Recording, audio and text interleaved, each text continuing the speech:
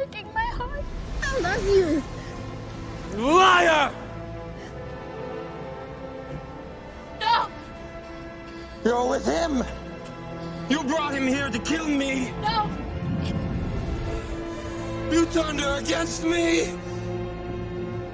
You have done that yourself. Alright, hello everybody, welcome back to some more of the Outer Worlds news and details. So if you guys are not aware, I've been covering sort of like this new game by Obsidian for about a week now. There were some rumors that Obsidian was working on a new game and that they were going to reveal some information at the Game Awards, and it actually happened as predicted by your boy, right? So I was very excited about that. I did a trailer reaction as soon as I heard that they actually revealed some not gameplay, but a quite a lengthy trailer. I was hoping for more of a teaser, but I didn't expect all the content that we got, and also we got a release window, I guess, for 2019, which is awesome. But anyway, now we have some new gameplay. This was released by Obsidian via Game Informer, so let's take a look at the gameplay. And we also have some details from an interview with Tim Kaine and Leonard Boyarsky, I think it's how you pronounce his name. So let's take a look at the gameplay here that we got. So right off the bat, I can tell you guys that I am glad that this is an FPS and not isometric. I really thought they would go for an isometric RPG, but this seems more like an action-oriented type of game. So I think it's safe to call this an action RPG. And just by looking at this, you can tell that they were heavily inspired by Fallout, possibly Fallout New Vegas. I'm not sure if it's the art style, the actual models in game, or maybe it's the color palette, but there's something about this that feels very Fallout to me. And you can tell that some of the items that you can interact with have this sort of like highlight around the edges, which I like because it makes it easier to interact with the world. And just to give you guys some background here, so apparently this game is being described as an alternate history future that transports the Gilded Age into outer space. So I did call it kind of like Art Deco, right? Art Deco, someone said it's in the 30s. So this is way before that. I think the Gilded Age is kind of like the 1900s, right? So they're gonna bring that to the future, and I really do love that art style. And so the story basically is that a collection of mega corporations have bought and paid for a new colony in a star system far from humanity's home world. And within that colony, there are two habitable worlds where basically when the game begins, they are in the process of terraforming those two worlds. And the story is that you are part of a colony ship. So they sent two colony ships to this star system, and you're part of the second colony ship. So apparently during this journey, something happened, something mysterious happened, and the ship was knocked out of light speed. And when you're talking about these like long distances, being knocked out of light speed is a big issue, because apparently the ship was delayed by 70 years. So that's a big yikes right there.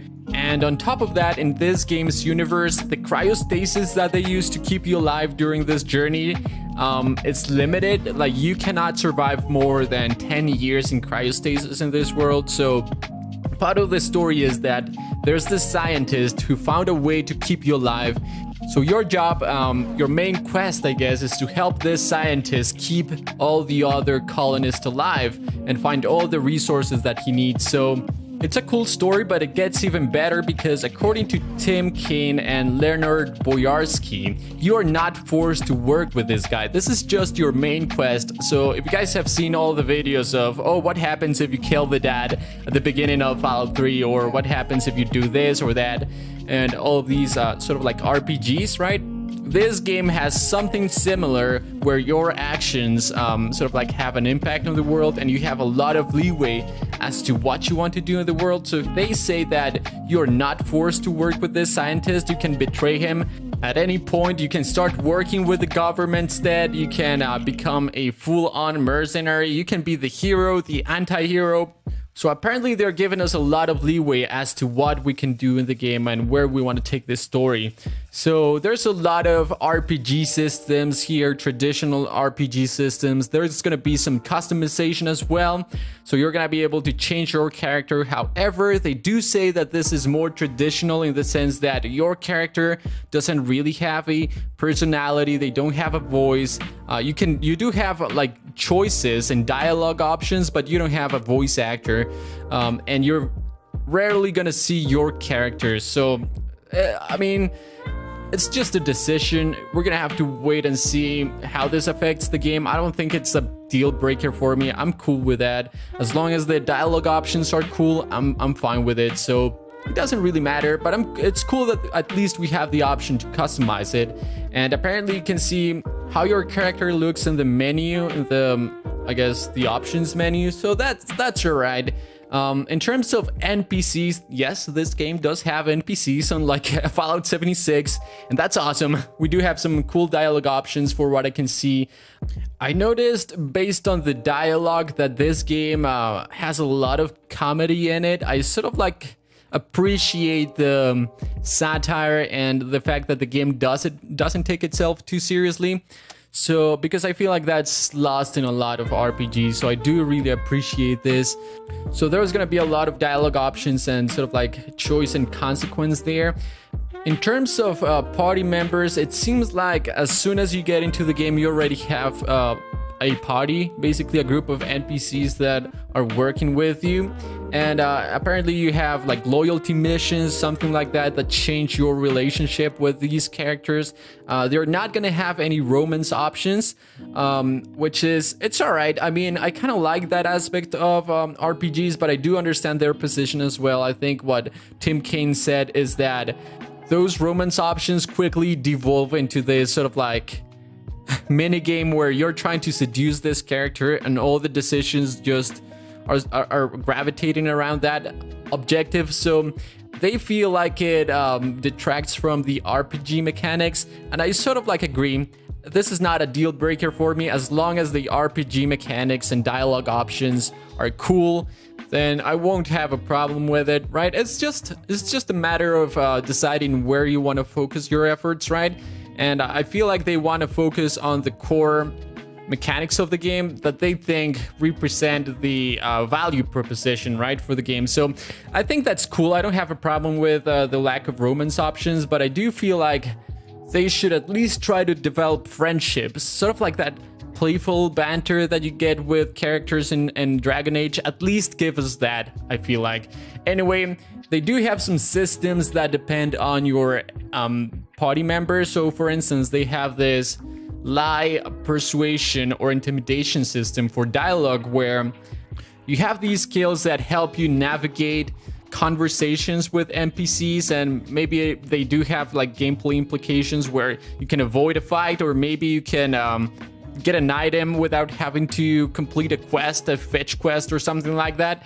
So the idea is that depending on the party members that you have with you when the conversation is happening, they can help you navigate these conversations. So for instance, if you don't have enough intimidation points to make someone do something, maybe you have a character with you, an NPC party member that is a mercenary or looks very intimidating. That character is going to help you pass that test right there. So it's kind of like systems on top of systems, like building blocks, right? So you have your skills that are dynamic, and then you have this other dynamic system on top of that, which is it's very cool.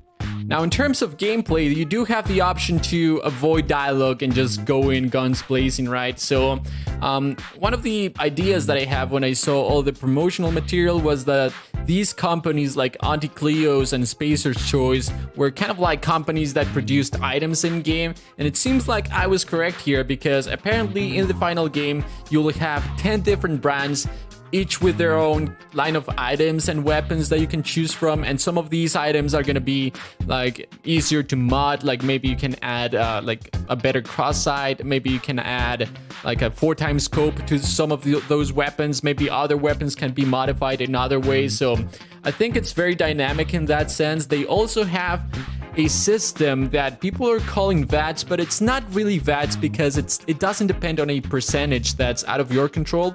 I think I would describe it more as kind of like bullet time, like Deadeye from Red Dead, where everything around you just slows down. So you have this bar with your ability, and it depletes as time goes on, and you can slow down time, and depending on whether or not you move, the bar is going to deplete faster.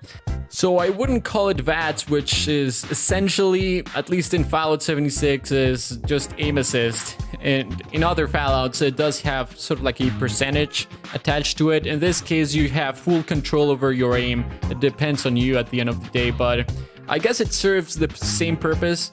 So I guess I understand why people are calling it a VATS-like possible sequence. They also have critical shot animations, which is cool. That's something straight out of Fallout. And another cool system that they have is this sort of like decision-making system where, for instance, they offer you benefits in exchange for some flaws. So for instance, what they're saying is that, let's say you are being attacked constantly by this type of enemy, let's say robots, right? What they offer you is this system that appears dynamically, that offers you a choice. So the example is that if you're being attacked by a lot of robots, the choice would be, all right, you can get this flaw called robot phobia, which basically makes you do less damage to robots, but in exchange, you can choose a new perk. So it's sort of like this dynamic choice and consequence system that appears randomly depending on your situation, that gives you an option between two different things. So let's say you're being attacked by this sort of like rat. The same thing can happen. You can do less damage to this rat, but maybe you can increase your stealth, or maybe you can increase your willpower, or whatever, something like that. And that idea right there is what got me really excited about this game, because if you guys watched Tim Kane's talk about RPGs and choice and consequence in games, you can tell that this is his jam. Like, he loves choice and consequence, and he loves sort of like opening this playground to the player and just let them choose whatever they want to do. And that's what I really like about RPGs, just choice and consequence. So all of these systems just sound right to me. And another thing that I really appreciate is the fact that you can stop time, and this is all thanks to the fact that this is a single player experience. This is not a multiplayer, online only type of game. This is just a single player action RPG. Thank God, my dude. I can't believe we've gotten to a point where saying that this is not an online game is sort of like a luxury, right? Like, oh my god, I can play a game by myself? Holy smokes, dude. So yeah, when you're choosing guns and items, you can stop time. You have the bullet time from the VATS-like system. But anyway, we still don't know when the game is going to come out. We know that there's a release window for 2019, but that's 4 different quarters, so we don't know when that's going to happen. So far, we only have one gameplay video from Game Informer. So hopefully Obsidian will release some more gameplay on their official website soon. Some gameplay without commentary. And so far we know about 2 party members. One is Ellie and the other one is Felix. We also got to meet the main scientist in the first trailer. So yeah, I'm excited to see some more gunplay from the game, and I'm excited to see some more dialogue and just get some more lore and backstory, because that's another thing that Obsidian really does well. They have great narrative designers, and they have great world building. So I just can't wait to see what this game is all about, and I really do appreciate the comedy in it. Thank God it's not just a brown, sad game where everything's a tragedy. No, it's kind of fun. So anyway, guys, that's gonna be it for today. Thank you guys so very much for watching. I hope you guys enjoyed this episode. If you guys did, remember to leave a like, hit the subscribe button, hit the bell, and I'll see you guys next time. Bye-bye.